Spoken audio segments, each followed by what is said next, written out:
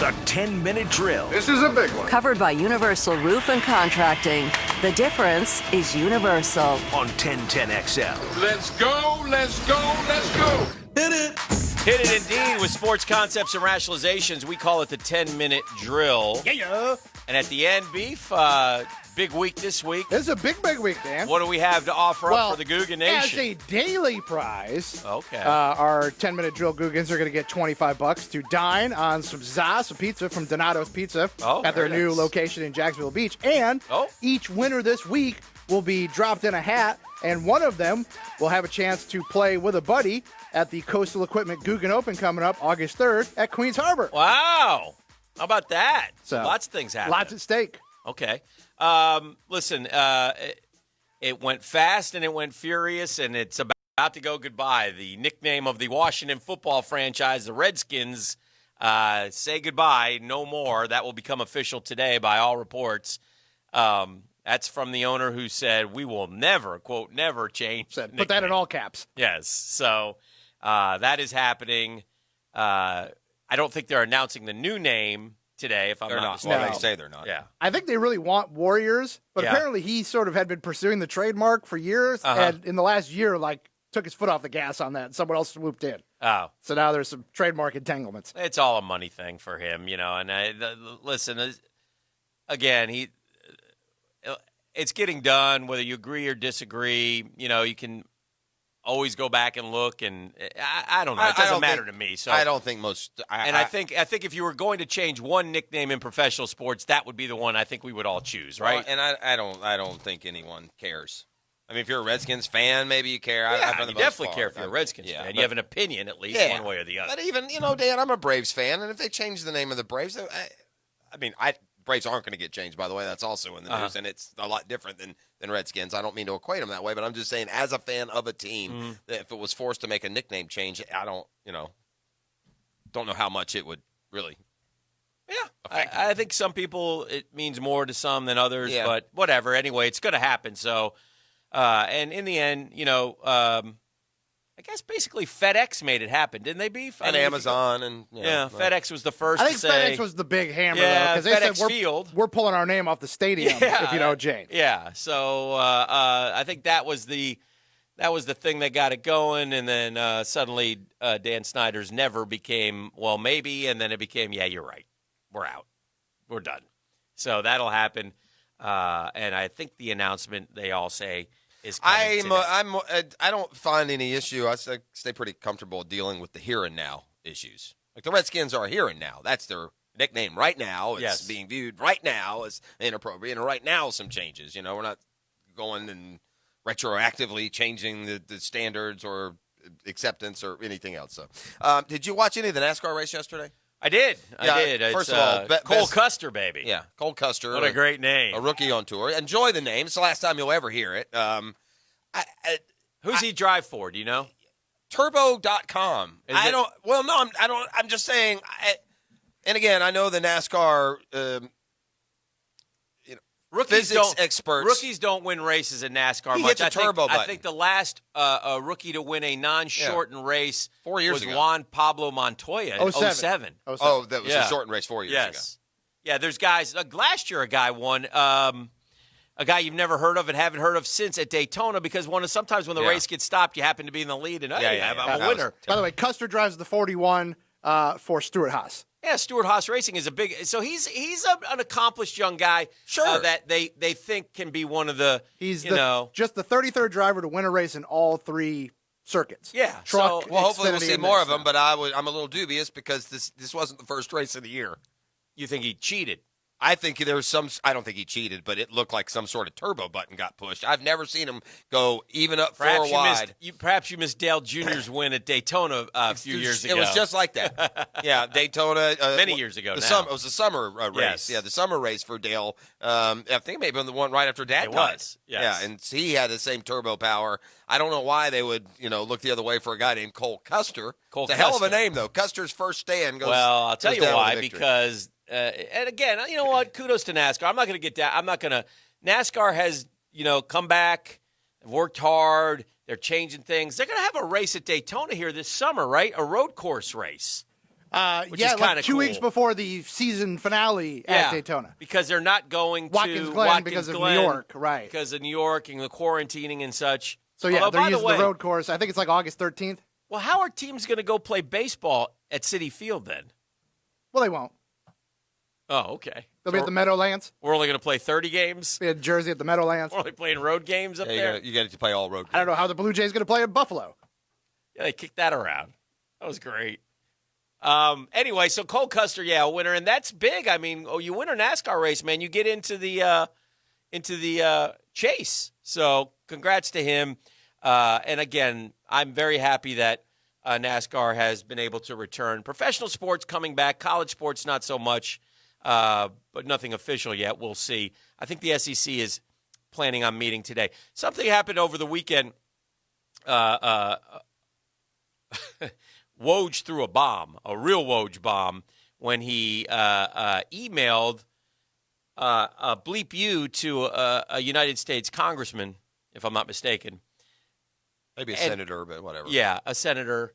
Anyway, my lots of layers there, but in a nutshell, the one problem I have is, and I'm glad ESPN suspended him without pay. Look, we try to hold on to some bastion of journalism here as social media creeps in and it slowly goes away. Our industry, and again, there are different layers of journalism. Okay, sports talk radio is one thing. What we do on bottom line is in journalism, what we do is, as a journalist, is what do you do? You search for the truth. Yeah, you seek truth, and not make truth. And in no way, shape, or form is Woj seeking truth when he sends something like that. It is so wrong on so many. Basically so many levels. The representative from Missouri was saying to the NBA, "Why are you limiting what messages they can put on there?" But by the way, that's a neutral term. You can look up his affiliation and pin that to some. But when you say that, I mean, that could just as well mean, why can't you let the NBA players come up with others of their choosing as well? Right. Now, because of his leaning, it was assumed that it took on other meanings, and he did reference, but he said, it's amazing how you'll stand up for China, you won't stand up for your players, something to that effect. Right. So, and then Woj says a 2-letter bleep you. Yeah, he emailed his office, and it wasn't bleep; it was spelled out. Oh yeah, the F word, and it was what completely out of prompted him line. to do that was stunning to me. But anyway, and you can you could have a problem if the U.S. senator turned around. Why do you have to make that public? Doesn't matter, man. I don't find. I mean, what shouldn't you make that public? Again, what disappoints me though are some noted sports journalists like Pat Forty, because in our industry, you don't get our industry. Like, I can see the players supporting Woj. That's fine. They don't know what we do. I'm reading this book. What you're supposed to do. Pross, I'm reading this book right now. The Kid. Okay. It's a 600. It's a big old. Is it Griffey or who's it on? No, it's on Ted Williams. Okay.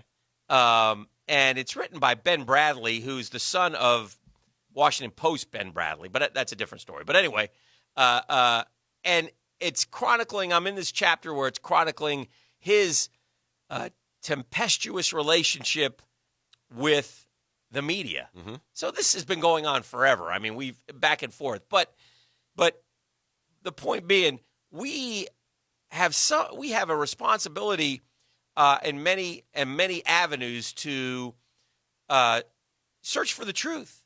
Now, I think Twitter, that's more social prevalent. media is different. We can put our opinions there. I think there's a difference between news and sports is also different.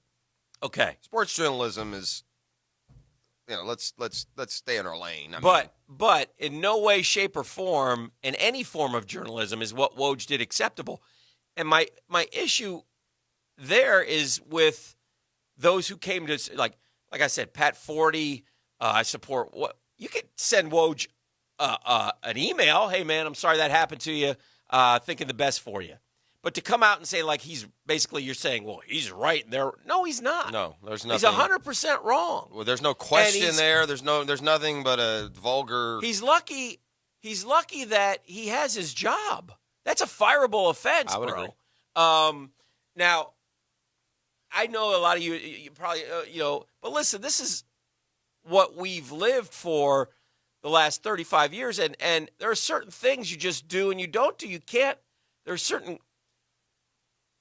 levels of way that you chase stories and investigate, and you have to do it the right way. If you don't, well, at the end of the day, too, it's an arrogant, aggressive response to someone else's opinion. Yeah, he didn't say anything public to you. Who are you to say bleep you to anyone? Yeah. Shut up, you dork. I mean, how can you cover the NBA without bias? If that, I mean, obviously we now know how you feel. So anyway, I just thought again I wanted to mention it. It's not in your guys' world listening. It's not a huge deal, but it is in our world. And if you act that way, it'd be like somebody doing something egregious in your industry, which you know is wrong, and not everybody quite understanding why it's so wrong. I guess I'm just trying to bring to light how, what a bad look that is for him. And I'm glad he apologized, and I'm glad ESPN suspended him. I always considered Woj to be a thorough, nice guy. I mean, he's not. He's like just a vulgar jerk. You don't send that to someone, dude. Don't send that to your wife. If it came out, you would look down on someone. Oh, but yeah. To supposedly be a journalist and attack two sides, I mean. Yeah. So anyway. I thought it was very off-putting. Yeah. Anyway, so I thought that was interesting, and it happened over the weekend, so I wanted to bring that up. Aroldis Chapman has coronavirus, right? Is that the latest baseball player? He does, yeah. And so he'll if he's like most baseball players, he'll be back in about 5 days. What's amazing to me about this increased testing is it's not even 2-week absences for most of these guys. I mean, you hear Joey Gallo tested positive, and then 8 days later, Joey Gallo's back with the Rangers. So that would be encouraging to me if I were Major League Baseball, that most that are Kenley Jansen is another one who's recovering from testing positive. So, so anyway, it's, again, these guys hopefully are getting back, and I'm just excited that next weekend there's Major League Baseball. A week from this weekend, yeah. Right? Next weekend. Correct. Thursday. Season opens on Thursday. Next Thursday. Friday, next Friday, baseball. the Mets and the Braves will We be did playing. it. Oh, right off the rip. Just right out of the get-go. We'll have no Freddie. Don't worry about us. We'll be all right. Maybe Freddie will be back by then. That'd be a great coronavirus positive. Yeah. Well, because he just got diagnosed on Wednesday, and it's a 2-week. Was it just last Wednesday? Yeah, it just happened. No, it was like the week before. You got a full week under your belt already. He could be on his way back. Yeah, maybe he was. I get confused with which one of my soft-shelled are Cole soft-shelled. Hamels, Yeah, that came out July 5th. I saw Cole Hamels. All right, well, good. July 5th, yeah, dude. Awesome. Good. So we should be back and ready. He should be back, I saw Cole Hamels might not be ready for the start of the season. Why not? I thought he said he was healthy and the shoulder was feeling great. Yeah. What story are you reading? I read an opposite story. Oh, you did? Yeah. You sure you read it right? I heard if not, I'll have to look. I heard his shoulder fell off. No, his shoulder's good, and all this extra time means he'll be full strength is the last story I read. Now, I didn't see anything this weekend, but that was, I don't know, Friday maybe? Thursday or Friday? What do you got? Injury? I'm trying to find it. Yeah, I don't know. I think it was the other. I think you maybe misread the headline. I could be wrong. I don't have an update, but the last major storyline with Cole Hamels was that the break did him good. Cole Hamels dealing with left triceps tendonitis. Cole Hamels uncertain for Braves opening day roster. What year? What date is that? 1 day ago. Yeah. Well, then it happened. Like I said, if it happened this weekend, it did. Yeah. I feel sad that I'm bringing you this news. No, I don't care. We'll be fine. 1010XL's Dan Hicken has learned. Yeah. I'm breaking this right now for Braves fans. Cole Hamels, at least he's going to keep trying. And like Markakis and Hernandez, it can, those guys can go off and cuddle up together and hug each other through these.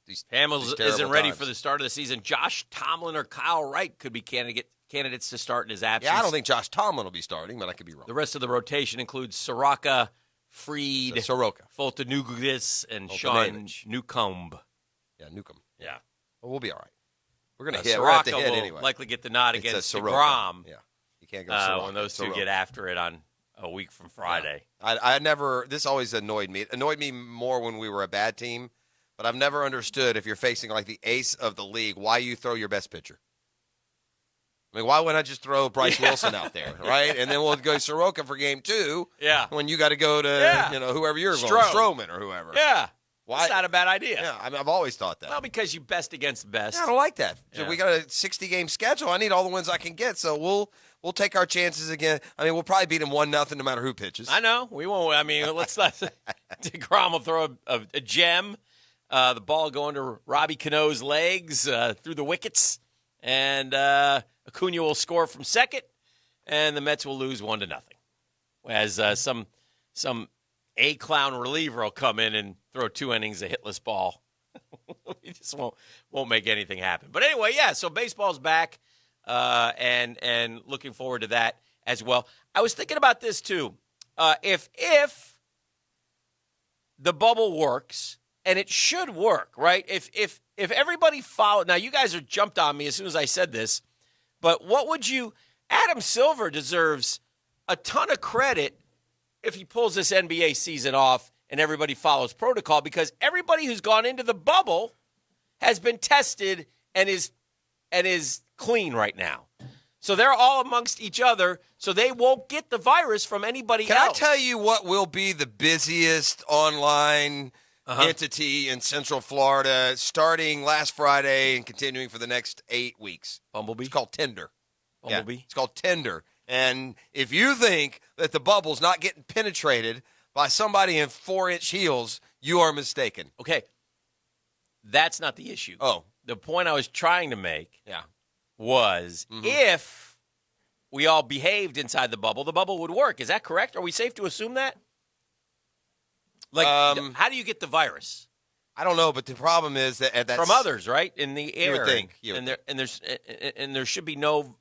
Yeah, but here's the problem. Sometimes you show up, and somebody was in your room. I don't know how, but I know they did the same thing in soccer, and they all showed up and they all tested negative, and like 2 days later, 9 of them were positive. So they're bringing it in from somewhere. Who? What? One of those soccer teams. The soccer bubble is the same thing. They all tested and they were all negative, and then like 3 days later, a team had to go home with like 10 negatives or 10 positives. Mm-hmm. Yeah, we already had some young lady tweet that she's been invited into the bubble. Who's been invited into the bubble? A young lady. See? That's what I'm talking about. A young single lady? Young single ladies. She tweeted out, already got invited to the bubble. Yeah, this season definitely ending early. Yeah. What is she, how young, what does she look like? She looks like a basketball. She's curvaceous, Dan. Curvaceous? Yeah, Jimmy Garoppolo would love her. Oh, dear. Did it say who invited her? Yeah, we they don't know didn't say. Somebody accused Donovan Mitchell, and she said, I wish it was him. Oh, boy. Good for young ladies to have goals. I saw another player got like 20 different Amazon packages delivered to the bubble. Oh, no. Another guy got a TV delivered to the bubble. Oh, boy. So the bubble ain't a bubble, Dan. No, the bubble is porous. No, the bubble's a joke. The bubble's a porous. It's more like those things you pour your spaghetti in to drain the water out? Uh-huh. It's more like that. It's full of holes. It's called a colander. Colander. Full of holes. Oh, boy. Well, let's kick around some more topics when we return. I thought the bubble was going to work. Stop breakfast with Baselli. That's coming up. I got a drill movie review I watched this weekend that I took on your recommendation. I'll tell you what I think about the movie that you recommended. Oh, what was it? 365 days. I can't even get the name. 365? I haven't seen 365. I did see it on my Netflix history, though. Listen, dude, if I want to watch on the history, like that, on the history, it was watched without him. Yeah, I'm wondering who. I got about 5 candidates. I'm thinking Holmes. Ooh. This is the drill. 10. Dan, I need a number. It's the new 10 for Holmes. Beef, tell him what. We're giving number 10, caller number 10 in honor of Holmes Prosser. Yeah. And the great movie 10. Caller 10 right now, Dan. Going to get $25 to Donato's Pizza. They've got their new location out in Jacksonville Beach. And every winner this week going to be entered for a chance to win a twosome for the Coastal Equipment Guggen Open coming up August 3rd at Queens Harbor. Be caller number 10 right now, 641-1010.